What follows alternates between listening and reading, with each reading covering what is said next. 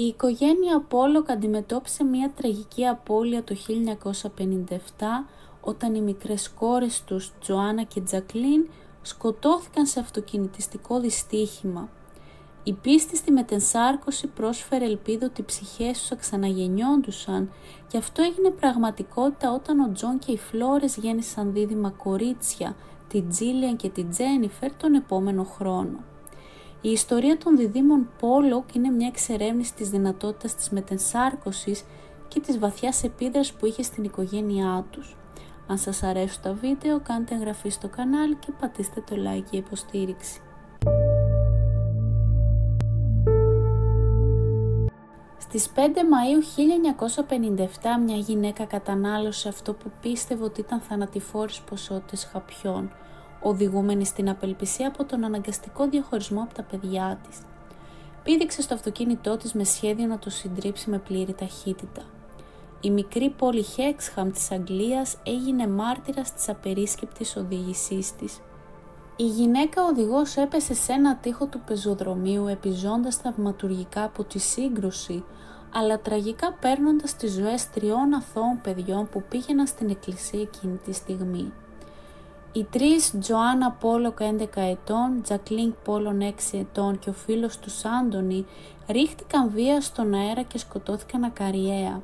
Η οδηγός συνελήφθηκε και τελικά νοσηλεύτηκε σε ψυχιατρικό ίδρυμα. Οι οικογένειες των νεκρών παιδιών έμειναν με ραγισμένη καρδιά και συντετριμμένες. Παρά την τεράστια θλίψη τους, οι γονείς των Πόλοκ συγχώρεσαν την οδηγό και έγραψαν ακόμη και ένα γράμμα σε αυτήν. Ένα χρόνο αργότερα, ο Τζον είχε ένα όραμα ότι η σύζυγός του θα γεννήσει δίδυμα κορίτσια που θα ήταν οι χαμένες κόρες τους που αναγεννήθηκαν. Ωστόσο, η Φλόρες, μια αφοσιωμένη καθολική, απέρριψε έντονα αυτή την πεποίθηση και αυτό οδήγησε σε πολλές διαφωνίες και απειλούσε ακόμα και το γάμο τους με διαζύγιο. Η πιθανότητα των διδύμων θεωρήθηκε χαμηλή, καθώς δεν υπήρχε ιστορικό διδύμων στην οικογένεια των γονιών και ο γιατρός της Φλόρενς είχε προβλέψει μία μοναδική γέννηση. Ωστόσο, ενάντια σε όλες τις πιθανότητες, η Φλόρενς γέννησε δίδυμα κορίτσια στις 4 Οκτωβρίου 1958 που ονομάστηκαν Τζίλια και Τζένιφερ.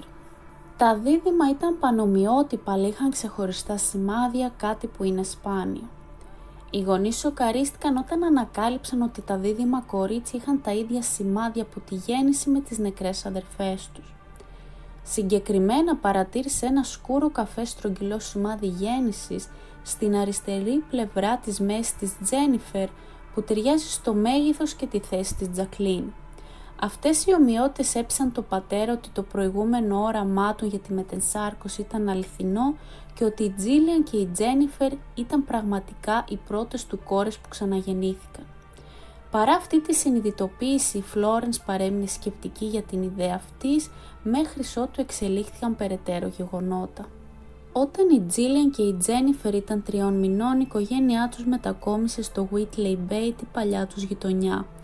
Τα δίδυμα αναγνώρισαν το παλιό του σπίτι και την παιδική χαρά, ενισχύοντας περαιτέρω την ιδέα της μετενσάρκωσης στο μυαλό των γονέων.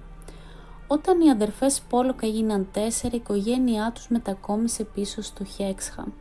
Τα κορίτσια μπόρεσαν να αναγνωρίσουν και να ονομάσουν διάφορα ορόσημα, όπως το σχολείο που είχαν παρακολουθήσει οι αποθανόντες αδερφές τους, το βαΐο Χέξχαμ και μια παιδική χαρά που συνήθιζαν να επισκέπτονται οι αδερφές τους. Παρά το γεγονός ότι δεν είχαν επισκεφθεί ποτέ πριν την παιδική χαρά, τα δίδυμα μπόρεσαν να οδηγήσουν τους γονείς τους στην τοποθεσία της. Η Φλόρενς και ο Τζον παρατήρησαν επίσης ότι τα δίδυμα είχαν προσωπικότητες παρόμοιες με εκείνες των αδερφών τους. Η Τζίλιαν, που γεννήθηκε 10 λεπτά πριν από την Τζένιφερ, συχνά έπαιρνε ένα πιο ώριμο ρόλο και φρόντιζε τη δίδυμη αδερφή της, παρόμοια με τον τρόπο που η Τζοάννα φρόντιζε την Τζακλίν. Τα δίδυμα μοιράζονταν επίσης τα ίδια ενδιαφέροντα και προτιμήσεις σε παιχνίδια και τρόφιμα με τις αδερφές τους. Τα δίδυμα κορίτσια έδειχναν επίσης μια εντυπωσιακή ομοιότητα με τις αποθανόντες αδερφές τους στα ενδιαφέροντα και τους φόβους τους. Για παράδειγμα, η Τζίλιαν έδειχνε ότι της άρεσε να χτενίζει τα μαλλιά της όπως και η Τζοάννα.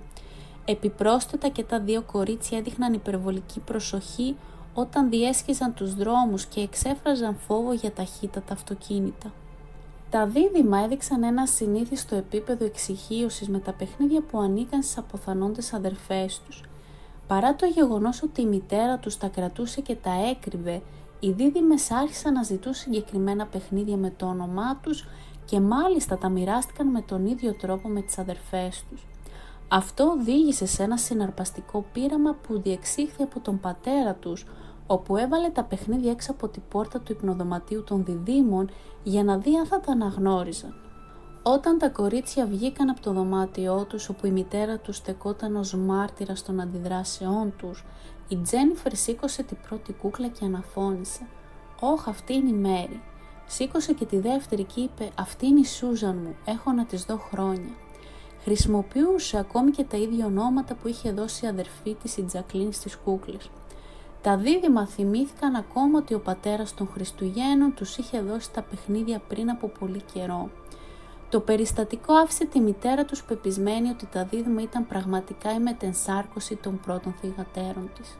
Καθώς τα δίδυμα Απόλλωκ έφτασαν στην ηλικία των 5 ετών, οι αναμνήσεις τους για τις προηγούμενες ζωές τους άρχισαν να ξεθοριάζουν και προχώρησαν να βιώσουν μια κανονική παιδική ηλικία. Ωστόσο, η Τζίλιαν αργότερα διηγήθηκε ότι βίωσε ζωντανά οράματα να παίζει σε ένα σπίτι που βρίσκεται στο Wickham, ένα μέρος που δεν είχε επισκεφτεί ποτέ πριν. Η ιστορία της Τζίλιαν και της Τζένιφερ Πόλοκ τράβηξε την προσοχή του Ιαν Στίβενσον, ενός φημισμένου ψυχιάτρου που είχε εντυπωσιαστεί από την ιδέα της μετενσάρκωσης.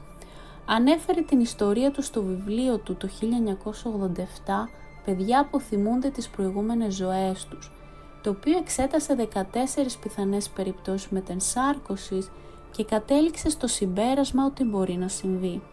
Κριτικοί όπως ο Βρετανός ιστορικός Ιαν Βίλσον έχουν αποκαλέσει τα στοιχεία του Στίβενσον αδύναμα και μη ικανοποιητικά, ισχυριζόμενοι ότι τα δίδυμα θα μπορούσαν να έχουν μάθει για τις αποθανόντες αδερφές τους από τους γονείς τους. Ανεξάρτητα από αυτό, τα δίδυμα Απόλλωκ εξακολουθούν να είναι ένα ενδιαφέρον και αμφισβητήσιμο θέμα στην εξερεύνηση της μετενσάρκωσης. Μερικοί υποστηρίζουν ότι οι αναμνήσεις των διδύμων για τις προηγούμενες ζωές τους μπορεί να επηρεάστηκαν από τους 4 μεγαλύτερους αδερφούς τους. Ωστόσο, οι γονείς επιμένουν ότι δεν μίλησαν για τις νεκρές αδερφές τους στα δίδυμα μέχρι να μεγαλώσουν. Αλλά θα μπορούσε να είναι πιθανό ότι τα δίδυμα μάζεψαν τις ιστορίες για τις αδερφές τους μέσω των αδερφών τους. Αυτό το άλυτο μυστήριο αφήνει πολλούς να αμφισβητούν την αληθινή φύση των αναμνήσεων των διδύμων. Αυτό ήταν το σημερινό μας βίντεο. Πείτε μας τη γνώμη σας για την ιστορία κάτω στα σχόλια. Αν σας αρέσουν τα βίντεο και τα βρίσκετε ενδιαφέρον, κάντε εγγραφή στο κανάλι, πατήστε το like και το κουδουνάκι για να μην χάνετε κανένα νέο βίντεο.